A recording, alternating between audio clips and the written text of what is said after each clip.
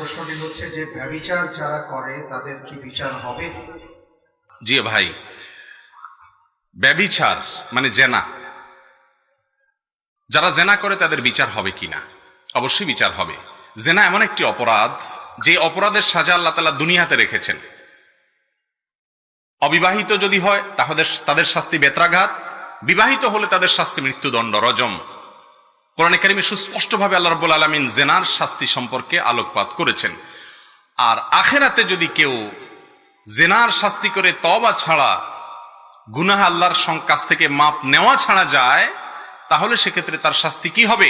প্রিয় নবী সাল্লাল্লাহু আলাইহি সাল্লাম মেরাজে সেটি দেখে এসেছেন। অত্যন্ত ভয়াবহ শাস্তির কথা বলা হয়েছে। জাহান্নামের আগুনে তাদের শাস্তি দেওয়া হবে, বিভিন্নভাবে শাস্তি দেওয়া হবে। এই জন্য বিশেষ করে আমার যুবক ভাইয়েরা, যুবতী বোনরা যারা শুনছেন, এমন একটা সময় আমরা পার করছি, যুবক ভাইদের যৌবনে কোনো কালিমা লাগে নাই এমন যুবক পাওয়া বড় কঠিন হয়ে গেছে।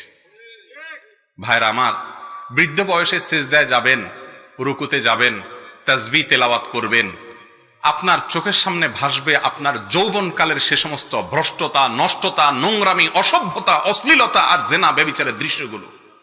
ঠিক না বেঠিক? আপনি সিজদায় যাবেন, আপনার চোখের সামনে ভাসবে আপনার সেই ফেলে আসা দিনগুলোর অসভ্যতা এবং নোংরামিগুলো। অপরাধের অদৃশ্য দাহন আপনাকে জ্বালাতে থাকবে। যৌবনকাল ওয়ান টাইম চলে যাবে একভাবে।